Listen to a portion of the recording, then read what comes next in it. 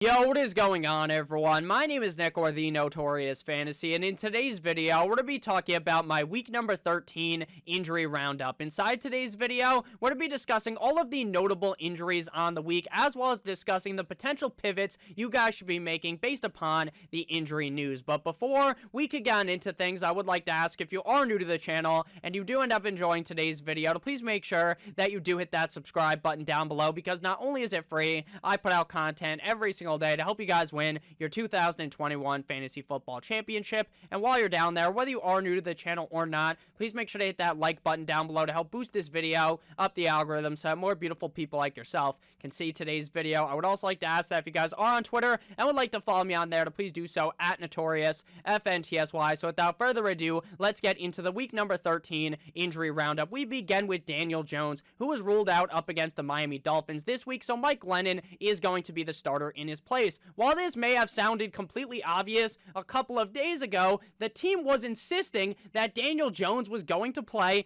after the initial reports came out that he was not going to play, so it was very confusing. But luckily, we did get this clarification that Daniel Jones will be out of this game, which has very large impact, in my opinion, on how this game is going to end up going. Sterling Shepard appears to be highly doubtful to play in this game, as is Kadarius Toney, so we're going to be left with Kenny Golladay as the lead receiver on this team. They paid him all this money, so finally we will get to see him shine. But in my opinion, with how good the Dolphins defense has looked as of recently, and with the quarterback of the team being Mike Glennon, I just don't feel comfortable at all playing Kenny Golladay in this game. I understand that there's a lot of injuries in fantasy football. There are teams on bye week, but I would find basically any other option to start over Kenny Golladay this week. I just really think that the Dolphins defense is going to lock him down, and I think that Mike Glennon is going to struggle immensely in this game. In terms of Saquon Barkley, I also think this potentially damages his upside. Now, recently, Saquon Barkley has not looked like the Saquon Barkley of a couple of years ago that you potentially drafted Saquon Barkley to be this season. I don't understand why he's not seeing more volume. I don't understand why they're not designing plays to get this guy the football, because he is the best player on the team. Get the guy the ball. He hasn't been getting the ball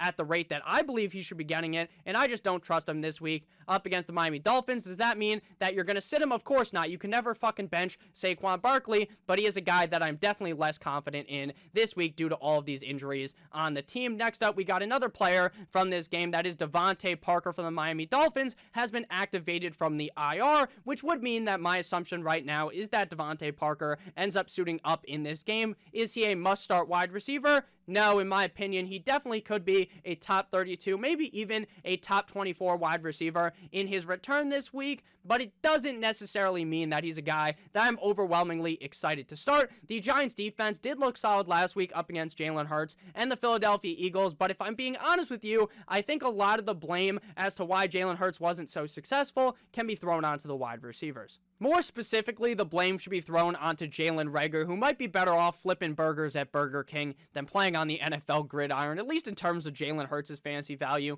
Jalen Reagor just fucking sucks. So, again, is Devante Parker a must start? No, but he is a guy I would want to play this week. Does this have an impact on Waddle or Mike Gesicki? Maybe slightly, right? Maybe now the ball is going to be going more elsewhere, but at the end of the day, Jalen Waddle has been getting force-fed targets when Devante Parker is in, and when Devante Parker is out. Mike Gesicki has seen success when Devante Parker is in, and when Devante Parker is out. So at the end of the day, that does not really impact my opinion on Jalen Waddle or Mike Gesicki in this game. The next bit of injury news also comes from this game, and that is that Phillip Lindsay is doubtful up against the Giants with an ankle injury. If he is to miss this game, then I am even more confident in Myles Gaskin, who has been on fire over the last two games. In those last two games, he has scored over 17 half PPR points, as well as scoring at least one touchdown in each of those games. So obviously, they're definitely going to use someone besides Phillip Lindsay behind Myles Gaskin, but I do feel even more comfortable with the amount of workload that Myles Gaskin will be seeing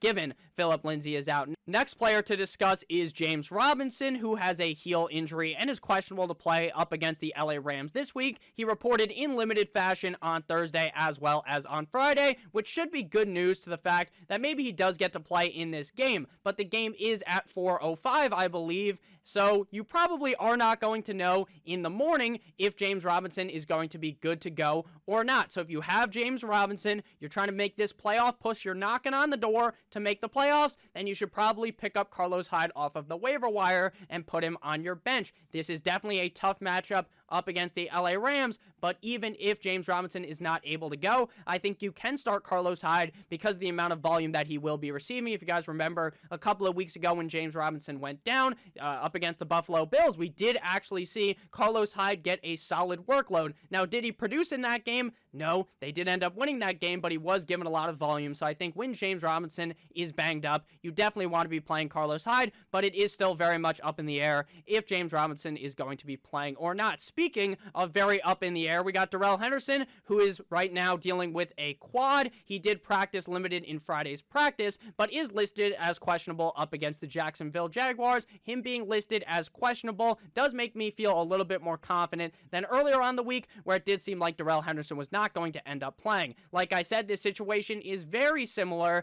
to James Robinson, and I do believe that picking up Sony Michel behind Darrell Henderson is a must, because if Darrell Henderson does not play, Sony Michel is in the perfect situation to succeed. But before we can get on in to the next injury to break down, I would like to let you guys know that we have partnered with Yahoo Fantasy this NFL season to bring you guys some great offers. Check out our exclusive limited time offer, which gets you guys 1 free month of Awesemo Plus Platinum. To qualify, you need to be new to Yahoo, sign up for an account via the link down below, deposit and play. That's it. Yahoo will send us your name after you play in your first paid contest, and we'll reach out to you via email with your coupon. If you would like immediate access, that's okay. All you got to do is email support@awesemo.com and we'll get you set up immediately. You can also claim a free $10 of site credit by clicking on the link in the video description down below, which you can use to enter any Yahoo contest, including Sunday's $1 million NFL baller. Make sure you use our DFS tools and projections designed specifically for Yahoo to give you guys the best shot at winning big. Please make sure that you do check out Yahoo Fantasy, link down below. Now to pivot back into the final bits of injury news, we got DeAndre Swift ruled out up against the Minnesota Vikings. While this was pretty clear, I did feel like I had to bring this up because Dan Campbell said that it seems pretty promising that DeAndre Swift is not going to miss a lot of time with this injury, and Dan Campbell says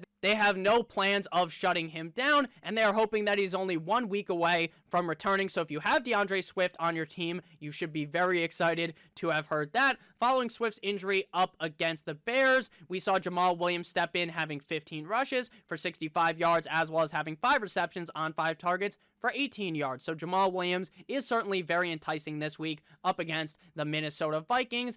Probably the most important news that just broke is that Melvin Gordon has been ruled out up against the Kansas City Chiefs, and him missing puts Javonte Williams on the map to potentially be a top 5 running back. All year long, I have really talked about and honed in on this confusion of this backfield, because while you want to start both Melvin Gordon and Javonte Williams when they are healthy, you never really know which one is going to outscore the other one. If one scores a touchdown, the other one doesn't, then obviously that's going to be the running back that outscores the other one. But when you're looking at it before the game starts, it is really up in the air which one you want to be starting, because again, it's all about getting those couple extra receptions or finding his way on into the end zone, which is going to make one outscore the other. But this week, we don't even have to deal with that confusion. Javonte Williams will be the lead back. This guy has looked explosive in many spots all season long, and I think that Melvin Gordon could have an excellent game up against the Kansas City Chiefs, as I believe the best way for the team to succeed, the best way that the Denver Broncos will see success in this game, is by hammering the ball down the throat of the Kansas City Chiefs, and I think Javonte Williams will be perfect for that job. So I love Javonte Williams this week. Will I rank him inside the top 5? No, that's a little bit fucking crazy, but I do think that he does have top 5 upside. And the final injury news of today's video is that Darren Waller was declared out with back/knee injuries. I understand that a lot of people probably assumed he was out, but it seemed like maybe there was just like a 5% chance that he ends up playing, but he is ruled out. But if you guys want to, go ahead and pivot off of Darren Waller, you should be looking towards Foster Moreau, who last time Darren Waller missed a game with injury was week number 7 up against the Eagles. In that game, Foster Moreau had 6 receptions on 6 targets for 60 yards, and a touchdown. Foster Moreau is in the perfect matchup to succeed here up against the Washington football team in a game that I think could be very high scoring, a very back and forth affair. So I love Darren Waller's backup, Foster Moreau, in this matchup. So, thank you guys all so much for watching today's video. If you did end up enjoying, please make sure that you do hit that subscribe button, as well as hitting that like button down below. It does help us out a ton, and please make sure that you do check out Yahoo Fantasy. The link is down below in the description. I love you guys all so much, and I'm excited to see you guys on Sunday morning talking all of these fantasy questions live before lock on Sunday morning. So make sure you guys check that out. I do love you all. I hope you have a great rest of your guys' day, and as always, guys, good boy, and follow me on Twitter if you would like, @NotoriousFNTSY. Good boy.